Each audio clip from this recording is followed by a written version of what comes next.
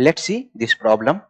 A 100-meter long wire having cross-sectional area 6.25 into 10 to the power minus 4 meter square and Young's modulus is 10 to the power 10 newton metre square. ये एक typing error है, ये क्या लिखा हुआ है 10 to the power 10 newton पर metre square is subjected to a load of 250 newton, then the elongation in the wire is। तो बच्चों ऐसा बोला जा रहा है कि हमारे पास कोई एक वायर है, ठीक है, इस वायर की हमें लेंथ देकर के रखी गई है 100 मीटर, इसका क्रॉस सेक्शनल एरिया देकर के रखा गया है इतना, let's say small A cross sectional area है, ठीक है, और इस पे एक लोड लगाया गया है यानी कि फोर्स लगाया गया है इरिगेशन करने के लिए, और वो फोर्स कितना है 250 न्यूटन का। चलिए, तो हमसे पूछा जा रहा है कि इसका एलोंगेशन कितना होगा, यंग्स मॉडुलस देकर रखा हुआ है। तो बच्चों हमें पता है कि इलोंगेशन का जो फॉर्मूला होता है नॉर्मल स्ट्रेस के केस में delta L is equal to F L by A Y, है ना। एफ क्या होता है लोड, एल इसकी नेचुरल लेंथ है, ए इसका क्रॉस सेक्शन एरिया है, और वाई क्या है इसका यंग्स मॉडुलस है, ठीक है। यहां भी कैपिटल ए लिख लेते हैं।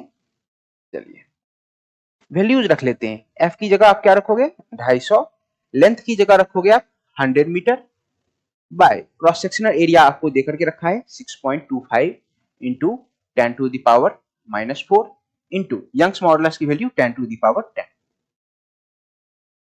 चलिए इसको जरा कैलकुलेट कर लेते हैं। तो ये हो गया हमारे पास ऊपर में 10 टू द पावर 3 और नीचे 10 टू द पावर माइनस 4, ये ऊपर करेंगे तो 10 टू द पावर 7 और 10 टू द पावर माइनस 10, तो जाकर के 10 टू द पावर माइनस 3 हो जाएगा, है ना। तो 25 divided by 6.25 into 10 to the power minus 3। I hope ये कैलकुलेशन आप समझ रहे हो। हमारे पास 1 2 3 3 जीरो ऊपर है, ये 4 ऊपर जाएंगे तो 7 जीरो ऊपर, और ये 10 जीरो नीचे, ये ऊपर जाएगा तो 10 टू द पावर माइनस 3 आएगा हमारे पास, ठीक है। तो ये रहा हमारे पास। अब इसको जरा सा कैलकुलेट कर लेते हैं। This is equal to 25 divided by, अच्छा इसको अगर नीचे लेके आए तो 10 टू दी पावर 3 हो जाएगा, और इससे मल्टीप्लाई कर लें 10 टू दी पावर 3 को, तो ये हो जाएगा 6250 हो जाएगा, और ये कैंसिल आउट हो जाएगा कितने टर्म में, ठीक है। तो डेल्टा एल की वैल्यू हो जाएगी इतनी, ठीक है। तो delta L is equal to 1 divided by 250 metre, ठीक है।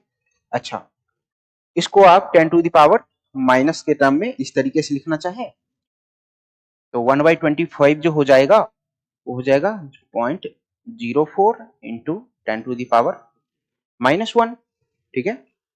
तो इसको आप ऐसे भी लिख सकते हो 4 into 10 to the power minus 3 metre, ठीक है। तो यहाँ से डेल्टा एल की वैल्यू जो आपकी आ जाएगी 4 into 10 to the power minus 3 metre. तो option D is the right answer. बच्चों जो यहाँ पे आपने कॉन्सेप्ट यूज किया वो क्या था, इलोंगेशन अंडर नॉर्मल स्ट्रेस, उसका जो फॉर्मूला होता है वो क्या होता है delta L is equal to F L by U. इस फॉर्मूले का यूज करके हमने इस क्वेश्चन को सॉल्व किया, ठीक है।